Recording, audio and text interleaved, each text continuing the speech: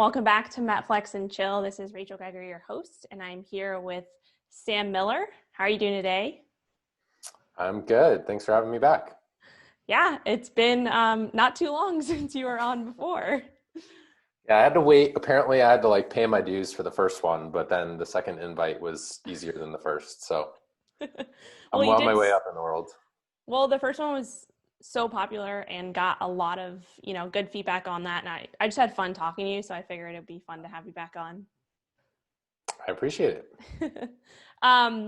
So today we are going, well, actually also before we move on, I do want to mention anybody listening or watching, I will link, I don't remember what the episode number was. I do know that it was called All About Metabolism though. That just blanked on that. So I will link that in the show notes. So anybody listening, if you haven't heard the first episode that Sam was on, I'll link that in the show notes. You can check it out. But this episode, we are going to be diving into all things gut health related. So I get a lot of questions about gut health. And I've, talked to Sam a lot recently in the last few weeks. And I've been following your content for a while and listening to your podcast and all of that. And I know you have kind of a specialization in all things gut health. And so I really wanted to bring you back on and kind of chat about that because it is a very kind of confusing subject for a lot of people. And I feel like many people at one time in their life have some type of digestive issues or some type of thing going on in their gut. And so I just want to chat about that and kind of go through some practical things if you're up for it. Yeah, sounds awesome. And for those listening, I kind of cheated and used the Google machine while Rachel was talking, and it was episode 75 of MetFlex and Chill, All Things Metabolism with Sam Miller. So if you want to catch that, that was our previous conversation. And just to clarify for people, I'm not someone who spent my entire life researching gut health. I really just came across it from a practical perspective of working with a lot of clients and working with coaches who are working with clients and then troubleshooting digestion. So I think Rachel and I were just chatting about different client issues that come up, metabolism, hormones, and the gut is one of those things where it's really hard to separate from hormones and metabolism, and also just your quality of life in general, because if your digestion's not that great, it can start to, throw things off, like how your clothes fit, or if you feel sluggish or lethargic or, kind of tired. So I think it's one of those things. This is very, very integrated with aspects of functional health that we kind of talk about. So for those of you listening, I'm not going to go super crazy into gut health, but more just a practical lens on okay, here's what digestion is, here's what happens when sometimes things go wrong, and some kind of basic things we can do to start to troubleshoot that. Yeah, for sure. And I love that because I feel like that's what you really did with metabolism in the last episode. You just broke it down in super, simple, practical terms for people to actually understand, because these subjects can be pretty complicated, especially if you get into the sciencey side of things.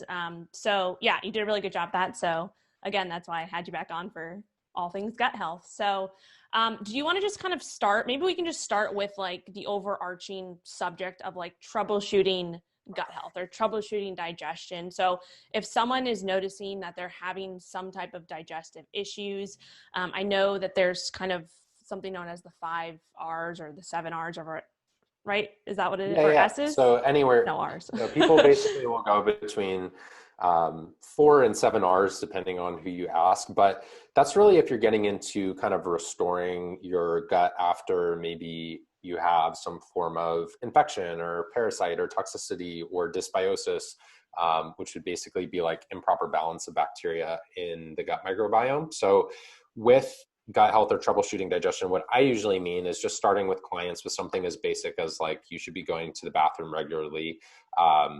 You should be relatively comfortable, not super bloated or having indigestion or heartburn or acid reflux and things like that. And so some of these common issues really can be addressed with the food that we're eating, the way we manage stress, hydration, a lot of those basics. So just to start off, usually when we get to the point of troubleshooting digestion, it's usually because something's wrong. And that's usually either when we're going to the bathroom or after we eat food or while we're eating food, or maybe just the way that we feel throughout the day as a result of our current diet.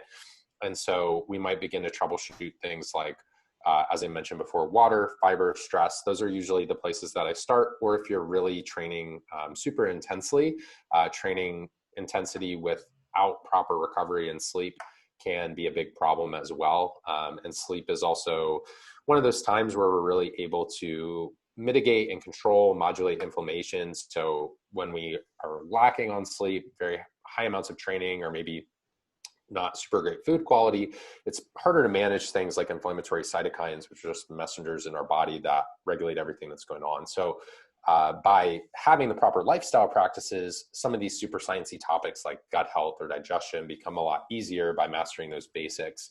And then we can get into a little bit more nuance. So like looking at soluble and insoluble fiber, or looking at probiotics, or looking at enzymes. Right now, I think probiotics are just super popular because you can go and like buy a probiotic in a bottle, and people can also like make money off of that. So I would always be wary of situations like that. But yeah, that's kind of where I would start from a gut health perspective, and what it would mean to maybe like start to dive into digestion as a whole. Mm-hmm. Okay, yeah, that makes sense. So you mentioned fiber, so why don't we just like maybe start there in terms of, you know, I feel like there's so many different camps of people when we talk about fiber. It's like, you know, you should have this amount of fiber, or you're having too much fiber, or you need this different types, like you said, insoluble, soluble. And maybe we can just define that just in case anybody listening doesn't know the difference, and then kind of chat about, okay, like if you are having some issues, like you could be having, or if you're having some of these issues, it could be that you're consuming too much fiber, or that maybe you're not consuming enough fiber. Is there kind of ways to distinguish between that?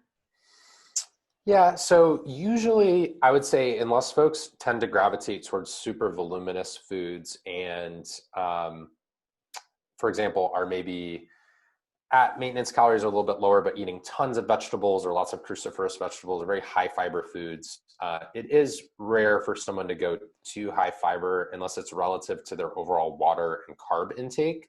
Some people can run into trouble with that. Oftentimes, if you're going very high fiber, but also maybe struggle with hypothyroidism or motility, you may be a little bit constipated.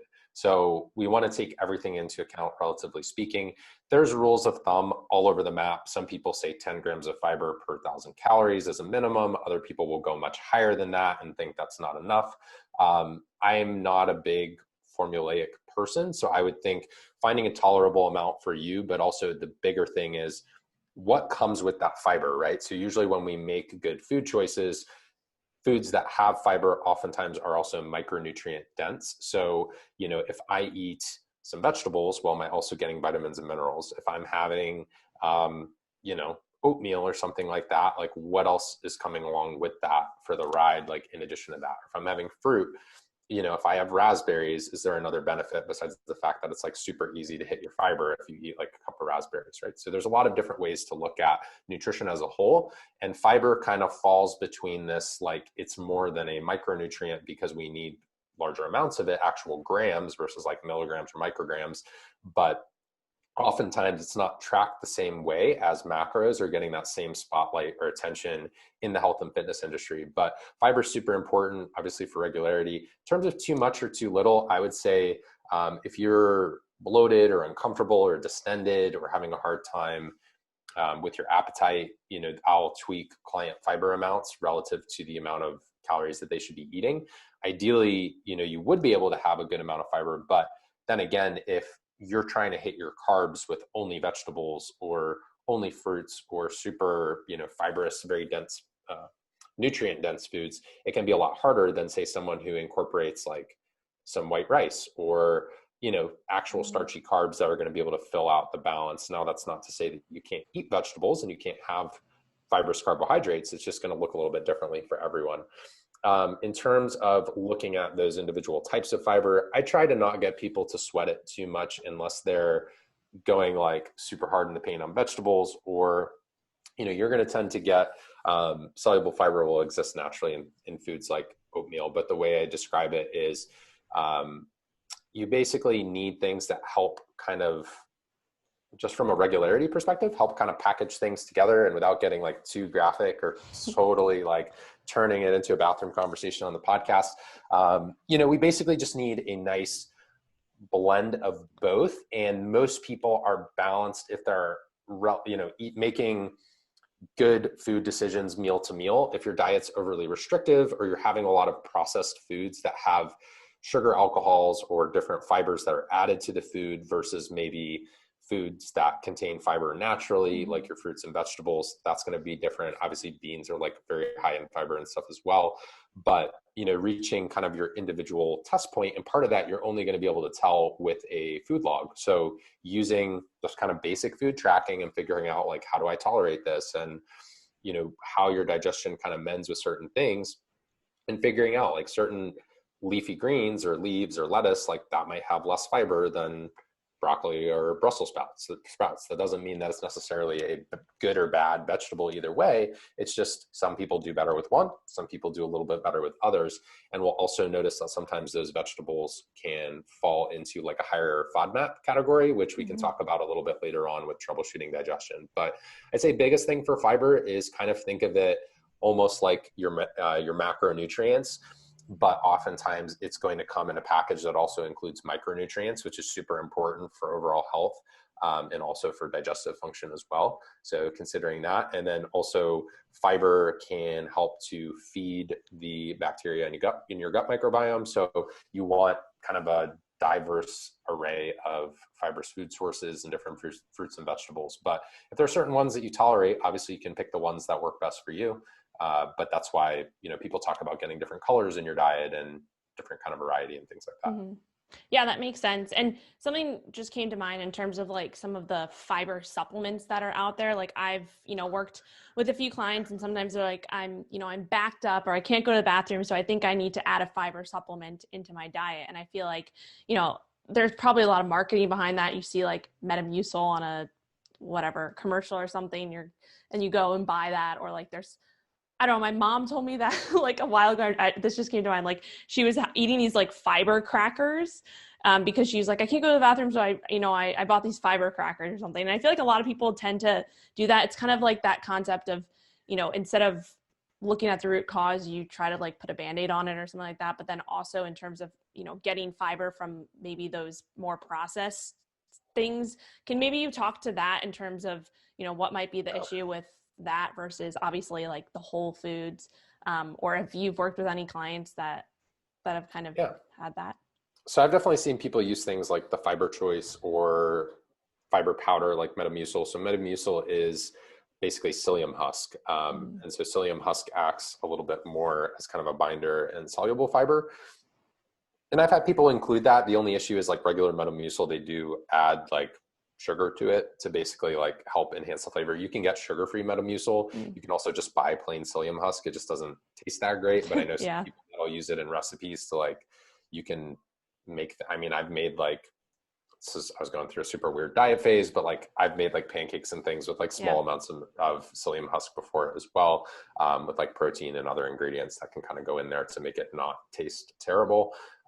So psyllium husk, I think, is different because it's actually from, say it's a little bit different, but ideally you would get most of your fiber from food. There's fiber tablets, there's fiber gummies, there's, and I would separate fiber from something like a stool softener or laxative, which some people have to rely on like laxatives to go to the bathroom, and that's not necessarily a good thing. And we may want to look into other factors, like I mentioned, like thyroid function and stuff earlier, and overall like health of your gut, as opposed to just relying on that and not addressing the root cause. It's kind of the same thing as with metabolism and hormones, like we talked about in episode 75. So I would separate, Metamucil from kind of those other like laxatives and things like that, since it is psyllium husk. But if possible, I would say do your best to get your fiber from vegetables, from grains, from, if you tolerate grains, fruit is a great choice.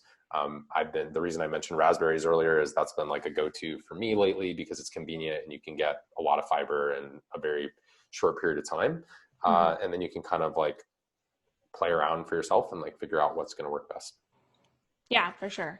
That makes sense. So we talked about fiber. So in terms of like some of the other stuff you talked about, like water intake, sleep, stress, like can we kind of go through those kind of boxes? Because obviously you want to, look at these different, we're talking about like checking these boxes. If you are having issues, is there like specific protocols in terms of like how much water you should be consuming, or obviously sleep is important, or stress? Like, do you have kind of like a checklist that you go through?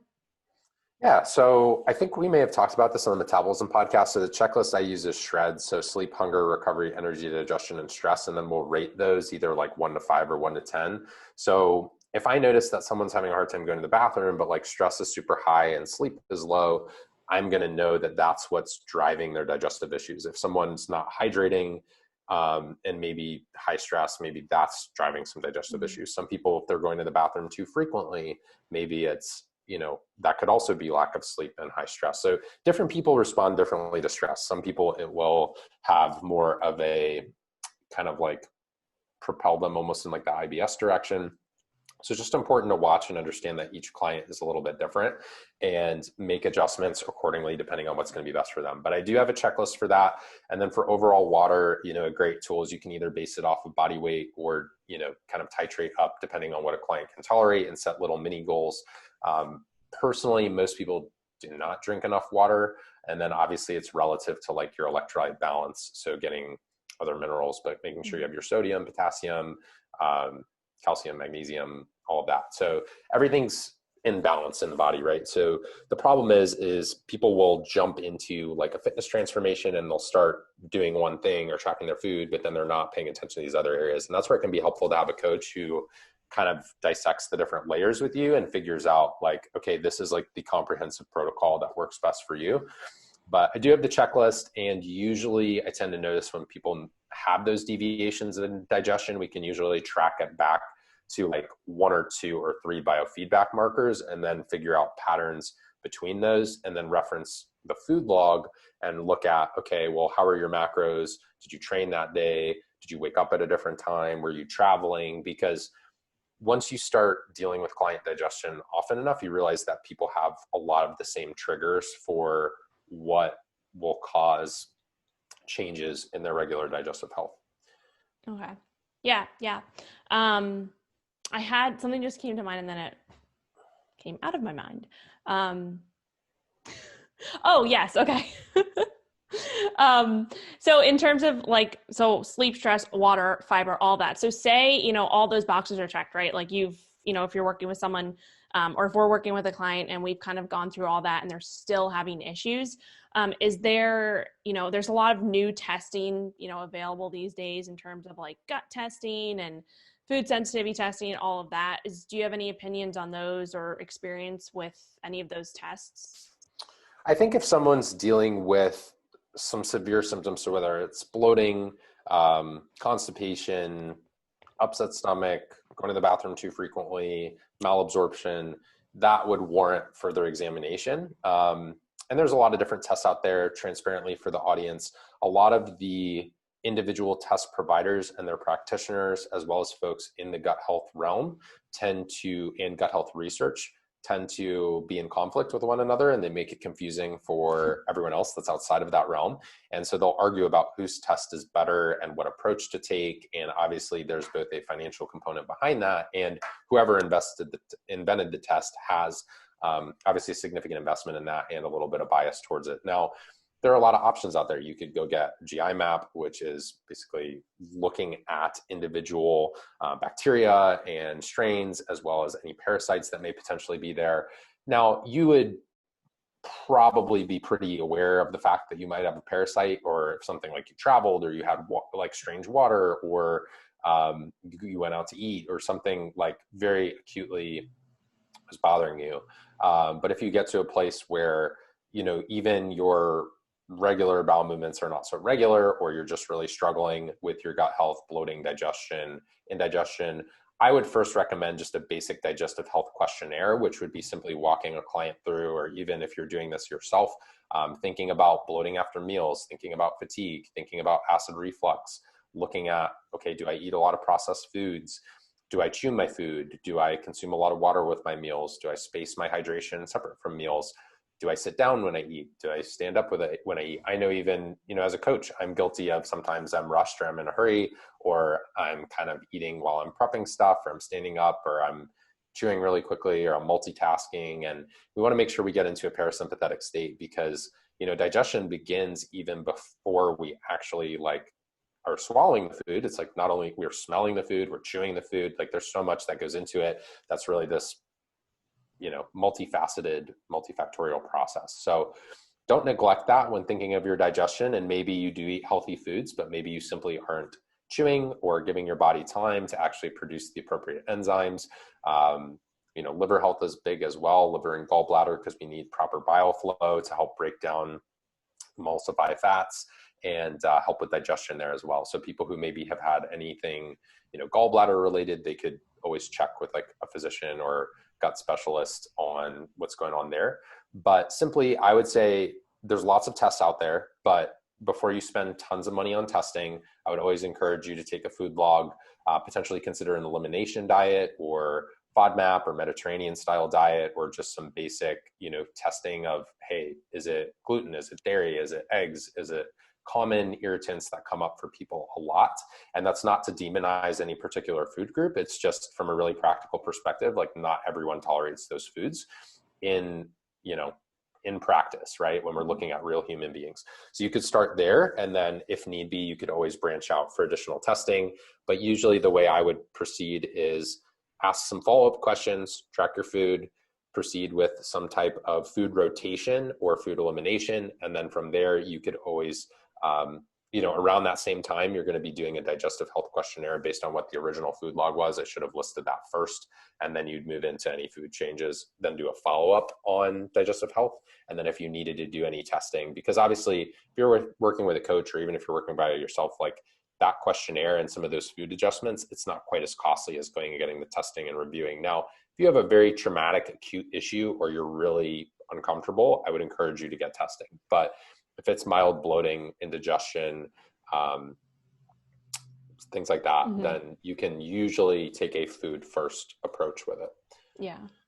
Yeah. And I feel like there's so many things that you can just like, if you just like sit back for a second and just think about what you're doing. Like you said, I'm guilty of it too, like rushing to eat, or, if I prep my food ahead of time and just putting in the microwave and eating it right away, versus, like you said, digestion starts before the food even touches your mouth.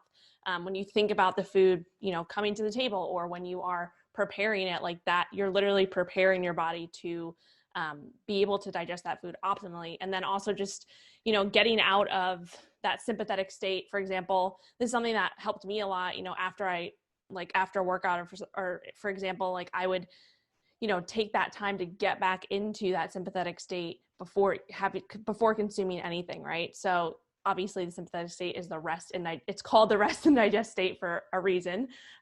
So I think, those little things, just paying attention to, what you're doing around, the times that you're eating, if you're having issues like chewing your food, and also drinking a lot of water. Maybe we can chat about that a little bit in terms of like what you recommend for fluid intake while you're eating. I feel like some people have different takes on this. Yeah. I mean, everyone's different. Some people can tolerate a little bit more than others. It's also going to depend on like your enzymes and stomach acid and things like that. So you were talking about like basically rest and digest versus fight or flight, right? So like sympathetic versus parasympathetic. So also that's going to play a role too, because by getting into the parasympathetic state, it's going to basically help prep you for digesting that next meal. And also if you think about it, if we're having more of a sympathetic or fight or flight response, it's kind of this alertness response. We're mobilizing energy, sending blood, neurotransmitters, et cetera, to be able to deal with the threat. It's not exactly a time that says, hey, it's safe to sit down and eat a meal, right? So we want to think about the state that our body would need to be in to digest that food. I'd say water, like ideally, if you're going to like chug a bottle of water, probably best to do it between meals, but sipping water is fine. It's really the people who tend to like gulp a lot of water and not chew their food. That's probably not ideal, but you can tweak it and figure out what's going to work best for you. Obviously, don't, make something super spicy and house a bunch of food and then not like have any water. But, this is where you can kind of figure out like just sipping water versus people who are like not hydrating properly all day and then waiting until the meal to consume the bulk of their water. I think that can be more challenging. Some people can get away with it and not have any issues, but some clients are definitely more sensitive to it. So I would say that's a great place to start, along with chewing and like overall food preparation, and even like cutting your food into smaller pieces. Like there's a whole, the whole eating experience. You could probably do a whole podcast on that. then, looking at, okay, do I need to support the body with maybe enzymes or some form of supplement to help with breaking down food? And then from there, we can also move into things like, okay, is it maybe I just need to substitute certain foods, right? So some people don't do super well with nightshades, or some people don't do super well with like peanuts or, lectins and phytates and phytic acid, things like that, or things that maybe had mold on it at one point, or maybe certain meats or oils. Like there's a whole, we can really dive into really what's on your plate after like preparing to even consume what's on the plate. Mm-hmm. Yeah, that makes sense. And then you did mention digestive enzymes, and we can chat about that a little bit. Like what would be the time to kind of think about, okay, I've optimized everything else that I can think of, and I'm thinking about, including a digestive enzyme. Like, can you just talk to like what are digestive enzymes, and what do you look for in them? And there's obviously all different types. So how do you choose which one you would use?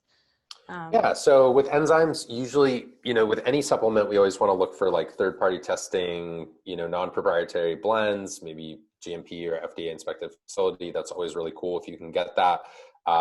Usually enzymes are going to be things like amylase, cellulase. You might see some added components, for example. So like if you were to eat pineapple naturally, it contains bromelain. We can get bromelain added to food, or added to enzymes, excuse me. So there's different things that support the digestive process that may be in there. Folks who struggle with bile or HCl production, this is kind of a secondary category to enzymes, would be like betaine hydrochloride or ox bile. But enzymes are basically going to help you digest and break down the foods that you're consuming. And, depending on the amount that you're eating, the size of the person, the digestive issues that they have, that'll influence your dose. But the best thing is when you see them clearly listed on the back of the label. So if you flip it over and you see like amylase, which, would help you break down carbs, for example, it'll give you like a specific milligram amount. So that's what you want to look for there. Probably timing it like a little bit before your meal, consuming that enzyme, and then your food. I really like enzymes for athletes who are consuming higher quantities of food, or people who are potentially about to kind of go through a gut protocol, or kind of on the way out of the gut protocol. It's a really, I'd say, kind of safer way to support digestion. Some people just assume, oh, I need to add a probiotic right away. Well, if you add a probiotic to someone who has like dysbiosis, that's not necessarily a good thing, because there are different strands of probiotics. Whereas an enzyme for someone who's maybe struggling with bloating or indigestion, or not fully digesting their food, that's a really great tool. They're also not crazy expensive. So it's just a really great bridge supplement into the land of more proactive gut health. Mm-hmm. Okay. But really the high food, I think like athlete, or even, I mean, I don't know like how many calories or macros you eat or whatever, but if you're active and if it's maybe you're reversing or it's more food than you're used to, but I definitely really like it for people doing that. Or if you're maybe struggling like with, if you're eating more solid food or solid protein, breaking things down. So it can, I'd say situationally, but definitely a lot of uses for those for sure. Yeah, yeah. And then in terms of, you mentioned HCl and like stomach acid, I actually recorded a solo podcast months ago now, but just kind of testing for yourself, like if you do have low stomach acid. So there's a few like, Do at you like home the tests, baking the soda baking soda test? test. Okay. Have you ever done that? Personally, I mean, I've done it with Or, clients. Yeah. yeah. I don't struggle with reflux much. For me, I do better with like, and like we can talk about it if you want to, but more like enzymes and some of the other things that fall into gut health, or looking at FODMAPs and things like that.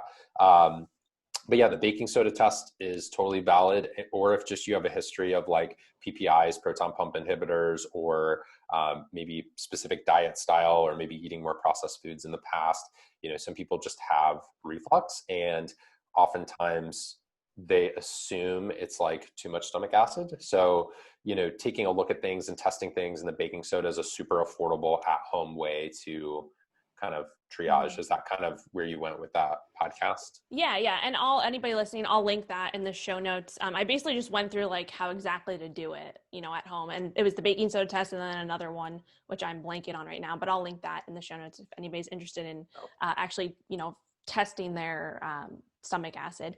But yeah, that makes sense. All of that makes sense. I feel like that's all I would say is like, that makes sense. That makes sense. Makes sense to me. Hopefully it makes sense to people listening. All right. So I want to switch gears a little bit because this is probably kind of one of the topics that's gotten a lot of buzz, recently is kind of this word that I know you hate, I leaky don't really gut. hate it. Well, you prefer not to use it, right? I just think it's used a lot in marketing. So rather than take like a particular stance, I kind of just try to educate on why people gravitate towards using that term. And I think some people use that term when they have improper digestion or bloating or upset stomach, instead of just saying like my digestion's off. They're like, people assume I have leaky gut, Yeah. when really maybe it's, no, Deb, you haven't had any fiber for like the last 3 days, and that's why. Or like you consumed a lot of alcohol, or you haven't hydrated, or you haven't gotten any sleep. And so there's a whole host of reasons someone could have gut issues. But so I don't hate leaky gut, but it is basically a colloquial term or social media term for intestinal permeability. Intestinal permeability is basically rather than having a super resilient and well-formed, well-bound tight junctions in your gut or in your GI tract, we basically have permeability or kind of space. I'm making these hands, but if you're listening to the podcast, you can't see it. If you're watching on YouTube or in IGTV, you'll see what I'm saying. That basically you will have gaps in those tight junctions. And so when you have gaps in the tight junctions, that's permeability. I think a lot of people see graphics on the internet and leaky gut, and people think of, I've seen it in marketing so many times, it's like a slightly overweight dude with like a sink hanging out of his stomach. And I'm like, okay, that does not help people understand what leaky gut is at all, or what intestinal permeability is at all. So usually it's a combination of both food related choices, lifestyle factors, lack of sleep. In athletes, sometimes it's excessive training with under recovery, sometimes folks who push one particular diet style for a very long period of time. And usually it's a host of factors contributing to it. It's not always one particular thing. And so there are things we can do both through food and supplementation to potentially address that. But you never want, like, your gut is such a large, important entity in the body, and what happens in the gut, like, I think I actually tweeted this one time, was like, what happens in the gut doesn't stay in the gut. So it's like, the gut's not Vegas. What happens in Vegas stays in Vegas. Like, what happens in the gut doesn't stay in the gut. I think I saw that. Basically, yeah, it's basically, thinking about it as, our immune system, our neurotransmitters, our hormones, like so many different facets. It's kind of this intersection or crossroads. And so when you think of it that way, you realize, okay, this area isn't in isolation and it really does matter.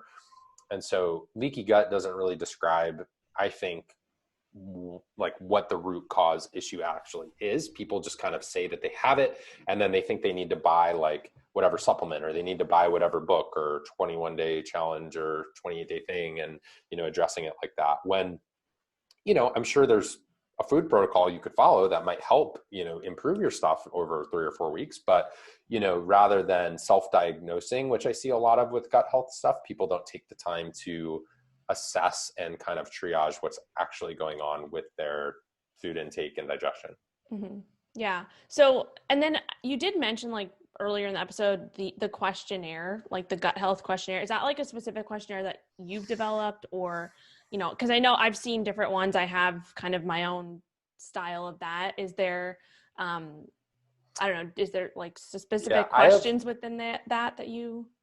Yeah, I mean, I have one that I give to my mentees who are in like my functional nutrition and metabolism specialization, but there are countless different versions, right? Like, we kind of all come up with our own. But an example would be, history of use of antacids, or do you frequently have discomfort after eating, or like, if you are having a lot of gas and indigestion, like those would be examples. So basically you go through this questionnaire and you kind of rate it and assign it numbers, and then it gives you kind of a priority based on what you've assigned and answered in that.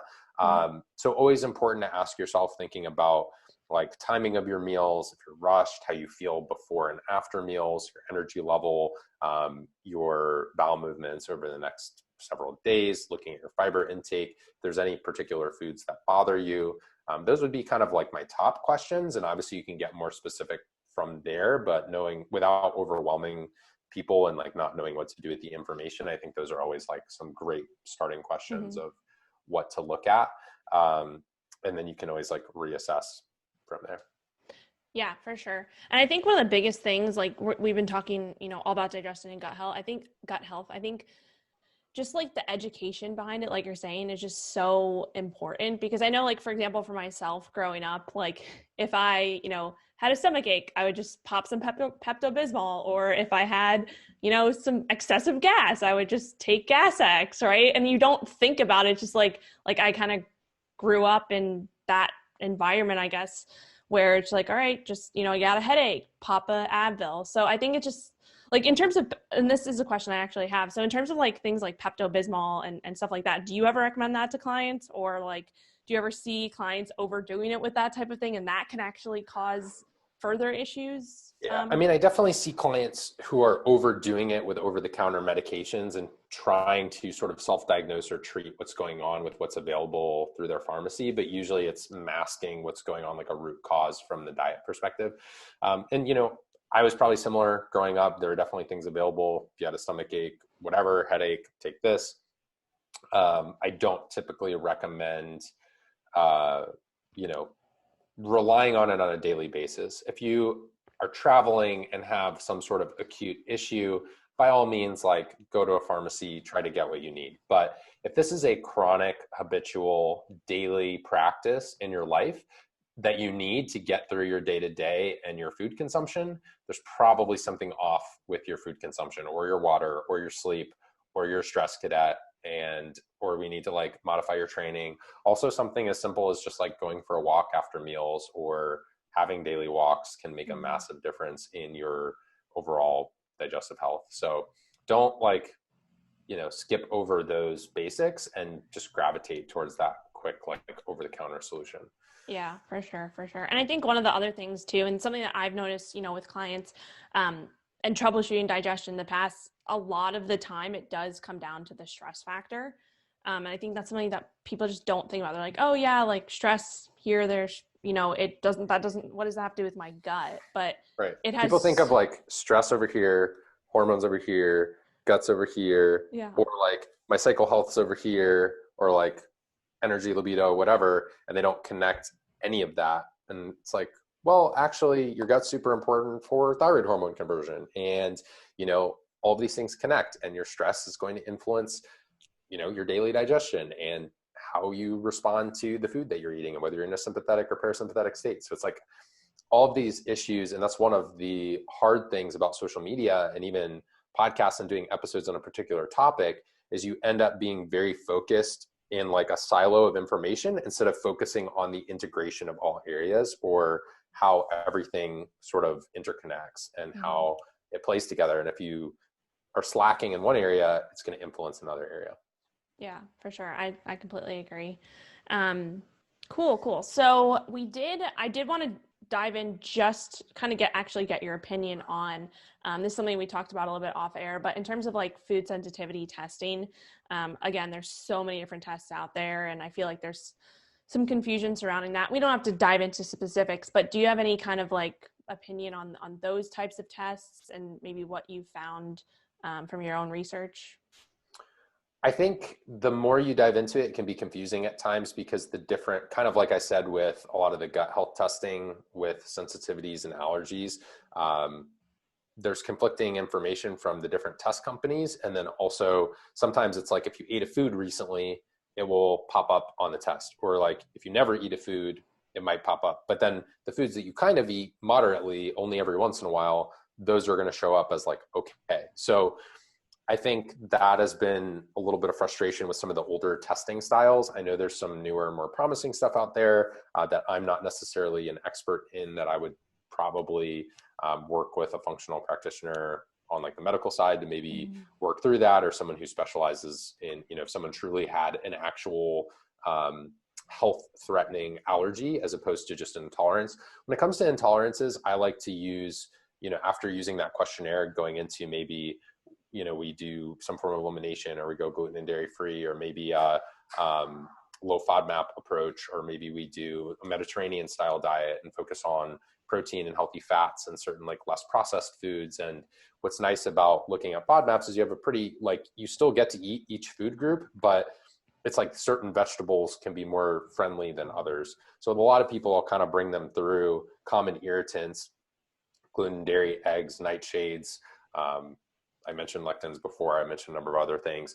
But if you start with those 3 or 4 or 5, and you might cross something off the list and you feel better right away, that's wonderful. And now we know what the problem was. If you go through those and you're like, I don't feel that great, we might want to do more of a formal elimination style diet. It really depends on the person. If you're really good at like putting your nose to the grindstone and adhering to something that's actually probably not sustainable long-term, but like for short-term restriction to identify your issues, you could go with elimination, or some people do like autoimmune paleo or paleo. But I think the problem with that is not everyone does well with that mindset or approach. And so sometimes you need to take the approach of like, okay, these are, from a percentage standpoint, these are the ones that come up most frequently. And by looking at your current food log and your response in your biofeedback, symptoms and physiology, like this is what seems to be a pattern or trend that you're identifying, and like things that pop up, and then you could identify and like eliminate from there. So that's an approach I've taken as well, depending on the human and what their preferences are. Yeah, I like that. And can we just quickly kind of mention what FODMAPs are, just in case anybody listening doesn't know? I was hoping you'd ask. So FODMAPs are fermentable di, mono, and polysaccharides. So FODMAPs, basically looking at low versus high. The idea is the amount of digestive distress or bloat, discomfort, irritation, and digestion would be higher with a higher FODMAP approach. Lower FODMAP is going to have less of those fermentable oglio, di, mono, and polysaccharides. And it's just like when you were trying to say intestinal permeability earlier. So you're over there making faces and me shit like about laughing at you. Yeah, it's a hard freaking word to say. But I got the acronym. Yeah. So low FODMAP is basically, eliminating those and focusing on particular food groups. What I like about it is you still eat vegetables, you still eat fruits, you still eat some grains that might work for you. You're still going to have your proteins. There are certain healthy fats you can include. Some people can even do low FODMAP and have small amounts of dairy. So it's a little bit less restrictive in the sense that you're picking from each food group versus something like autoimmune paleo, or some people for gut health issues will advocate going a ketogenic approach. There's a lot of different ways you can do it. The bottom line is that oftentimes it involves elimination or some form of restriction, or eliminating something from the diet. I said elimination already. Removing something from the diet. There's my other word. Removing something from the diet. And because of that, the person involved has to be able to sustain that protocol for a period of time for it to be effective. It's not something you do for 3 days and all of a sudden, like, poof, everything's magically better. Yeah. And you mentioned like trying out different things like keto, paleo, carnivore, I feel like has become popular as like an elimination diet. And I've actually brought some clients who are, more ketogenic and have had some issues through like a carnivore approach to actually use that as an elimination diet. I've actually found it pretty helpful in terms of, but like you said, like you have to stick to it for an extended period of time. It's not just 3 days. But I found that can potentially be kind of a little bit easier for some people to adhere to in terms of simplifying things, right? It's very binary in that, like, this is yes and no. I think with FODMAPs, you need like a chart to make it work, versus carnivore is like, well, I can eat nose to tail and I got to eat meat and whatever. But also, if you're doing proper nose to tail, you're going to also be getting micronutrients, vitamins, and minerals that oftentimes people eat if they're only eating muscle meat. Now, I'm not like a huge advocate of any one particular diet style, but understanding that for certain diet styles to work, you have to incorporate kind of the support system or the framework, the horizontal portion of the diet that covers your micronutrient basis before you can attack like your macros. But with Mediterranean, gluten-free, dairy-free, etc., like you can still target macros. With something like carnivore, like you're probably eating mostly protein and fats, right? So it's like going to be a little bit different. But for someone transitioning from keto, who maybe some of their digestive intolerance was from fats, or maybe they're having more dairy and relying on butter and cream or whatever to hit it, or, you know, that could be different than someone who's having lots of like MCTs and avocado and macadamia nut oil, and like getting a wide variety of both mono, poly, and unsaturated fat. Mm-hmm. So I think that's like a key distinction there, but I could totally see that being a viable option. For those of you who are like at home listening or on a walk listening, and you're like, I still don't get what FODMAPs are, basically think of like within the carbohydrate itself of like a fruit or a vegetable, or like, for example, the polyol part, like you might have certain sugar alcohols that would irritate you, or like when we're talking about fermentable oleo, di, mono, and polysaccharides, like disaccharide, monosaccharide, polysaccharide is basically different types of carbohydrates or sugars, and what they're kind of broken down into, how easy or difficult it is to break them down, and the common digestive, I guess, function associated with that. So if it just sounds super confusing, basically be like, it's like selective elimination of certain foods based on what makes up like their total carb count. But you don't have to count it. You just literally look at a binary list. It'll tell you what to do. Yeah, for sure. For sure. And then something else I just thought about, like there's some other things. One thing we didn't mention, something that I've actually noticed, I worked with a client in the past, chewing gum was like something that we took out. It was like something that we didn't even think about. Right. And then kind of thinking about chewing gum, you mentioned sugar alcohols. Obviously gum has sugar alcohols in them. And then also just the act of chewing gum, like you're basically consuming air. And if you're doing that all day long in between your meals, like that can have an effect on digestion. And I just thought about that because I worked with a client, I think it was like 2 years ago, and they like chewed a bag of gum a day and they were having some issues, and we kind of just cut down on that. And a lot of it got resolved. And it's just simple things like that. Like if you kind of like just diving in, like you said, keeping a log of what you're doing and keeping some data and just having that to look back on and addressing kind of, you know, what you're doing, what the root cause is, versus trying to kind of slap a Band-Aid on it, or even slap, you know, a digestive enzyme before you're even kind of looking at all those other little things. So yeah. Yeah, gum can definitely do it. And I'm guilty of that sometimes. So. Same. All right. Well, this was fun. Is there anything, I feel like we talked a little bit before, is there anything that maybe I missed or you missed in terms of digestion, troubleshooting? Or maybe we can like wrap up by kind of giving like an overall conclusion of what you would recommend, or just kind of going back to the troubleshooting thing, just kind of listing those off. If someone's like, okay, I need to do this now that I listened and learned all this stuff. Sure. So kind of do a little recap. Basically, if you're thinking of this, and gut health can obviously be a little bit overwhelming at times. So the way that I would kind of reframe and recap the entire episode is think about first, what am I currently eating? What are my current lifestyle practices, my current habits? And is this showing up in certain areas of my life, either after meals, when I go to the bathroom, like how is it showing up? And is there a repeated offender that seems to cause trouble every single time? That could be your most basic answer. Beyond that, we might want to look at water, stress, fiber, making sure that those are adequate. Well, stress management is adequate as well as fiber and water intake.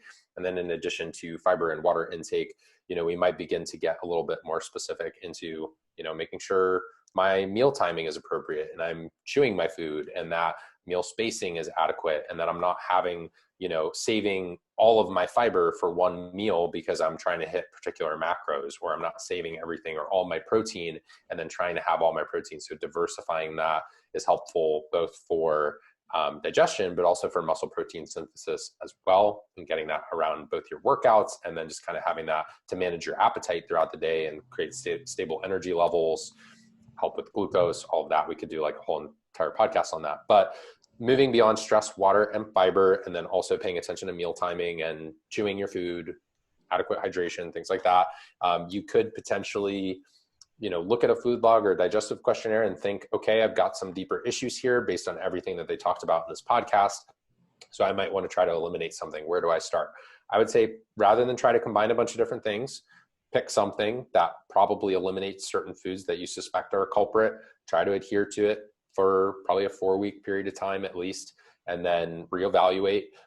If you're the type of person where you just want to like go balls out and try to figure it all out at once, then you probably want to, do a full elimination diet and then gradually reintroduce foods after that. So depending on your personality, if you're very like all or nothing, some people do well with like 4 weeks of straight elimination and then adding foods back in after that and testing foods to see what could be the most common irritant.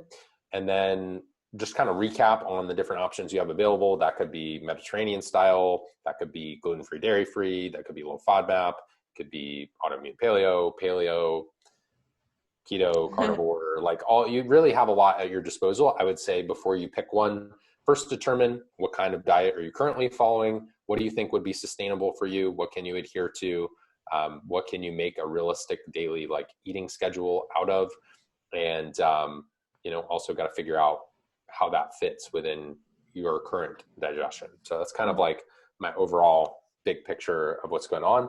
And then use testing situationally to support your suspicions around what's going on with your gut health. So if you need to, you can order something that's a little bit more comprehensive. Gut health testing can get a little bit expensive, and we're still learning more and more about GI health and what tests are best and what we do after that in order to restore it. If you have something that's a little bit more acute and troublesome and problematic, you may need to go through like a 4R to 7R protocol, which is basically like removal. So getting rid of any sort of parasite infection, dysbiosis or anything like that. And then basically getting to a point where you're kind of restoring the gut lining and overall gut health, re-inoculating with good beneficial gut bacteria, and then kind of maintaining those like a recovery phase where you're basically like maintaining your daily, weekly habits that you establish, like the walking and chewing and all the good stuff you should be doing all the time through your daily phases. So different people kind of argue on that. It's like 4 to 7 steps, but if you're in a more serious predicament with your gut health, that would be a great place to go to really manage things and make sure you kind of move into remission with that. Love it. Love it. And one more question just came to mind in terms of restoration. So I was listening to actually one of your podcasts a little while ago, and you mentioned a few supplements that in terms of like, if you do, suspect you have leaky gut or you're trying to heal your gut lining, you mentioned a few supplements that can be useful, like glutamine, I believe. Can we just really quickly chat about that? Okay. Glutamine, zinc carnosine, and fish oil are really good. So glutamine helps with intestinal permeability and repairing the overall, gut lining if we're struggling with issues there. It's also very affordable. You can titrate your dosage up for your individual tolerance. Zinc carnosine has loads of research on it. It's basically zinc bound to L-carnosine, and that has been used numerous times throughout research and in practical application with coaches and practitioners and doctors in actual digestive health settings to help improve people who have digestive distress or intestinal permeability.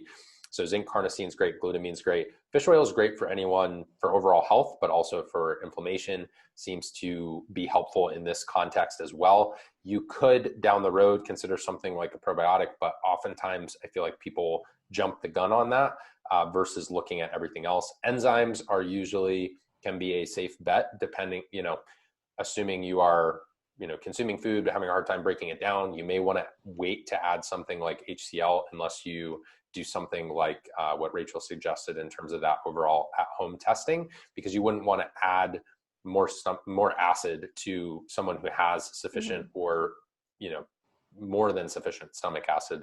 That wouldn't necessarily be a good thing. But zinc carnosine and glutamine are both really affordable. There's a lot of other gut health supplements out there, but those are a good starting point specifically for intestinal permeability or quote unquote, as they say on the gram, leaky gut.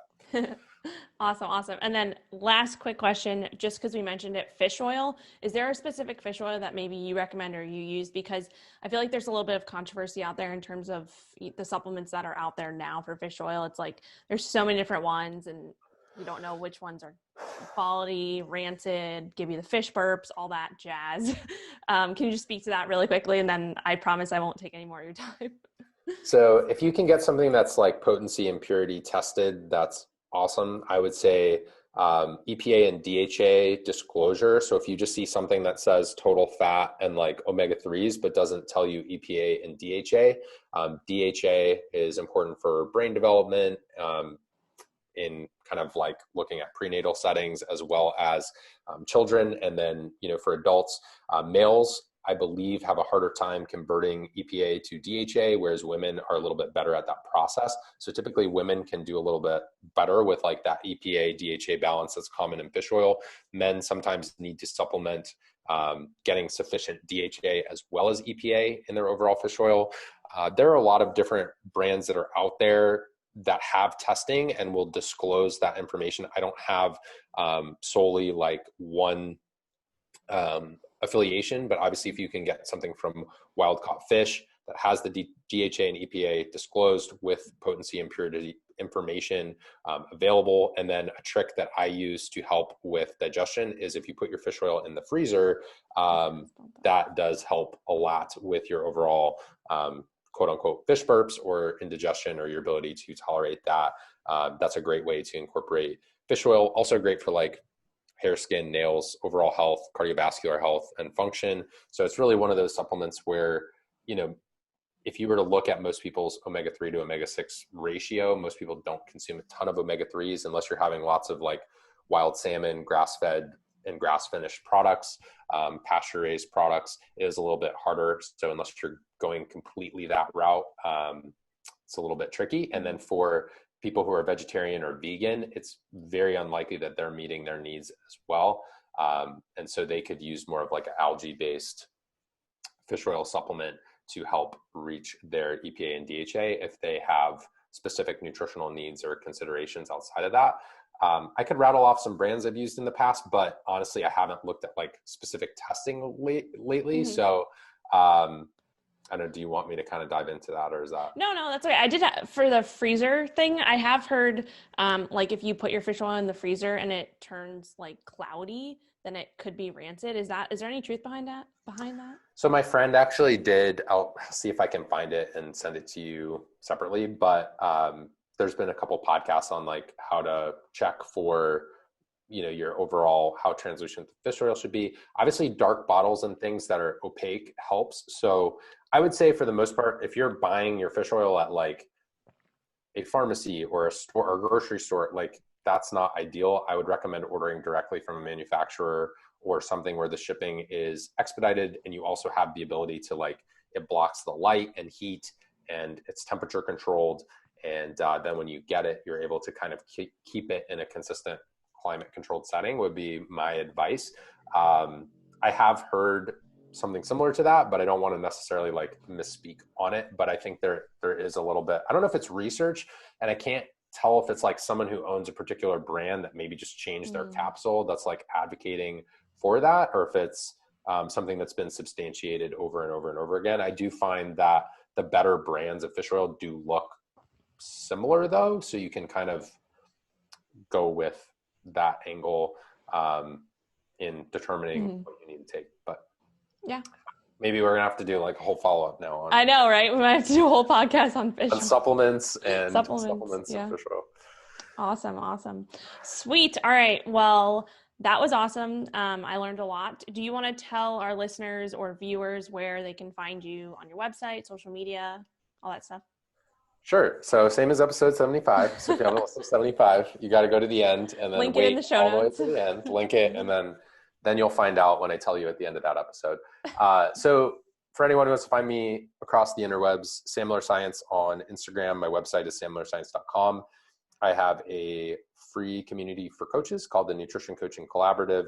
And a great way to start with my content outside of my Instagram, which is Sam Miller Science as well, would be my podcast, Sam Miller Science, or I have an audiobook at metabolismblueprint.com, which is a little less gut health focused from this episode. It's going to be more on the metabolism episode from episode 75, but we chat about all sorts of different things in the group. And then I've got posts on gut health on Instagram. And then on my podcast, I think we've done like 2 or 3 gut health related episodes, which it sounds like Rachel found one before this episode. So like Q&A on intestinal permeability and stuff like that.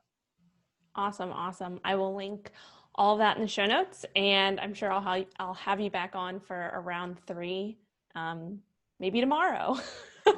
Just kidding, just kidding. But for sure in the future. All right, awesome. So yeah, I'll talk to you soon then. All right, bye, Rachel. Bye.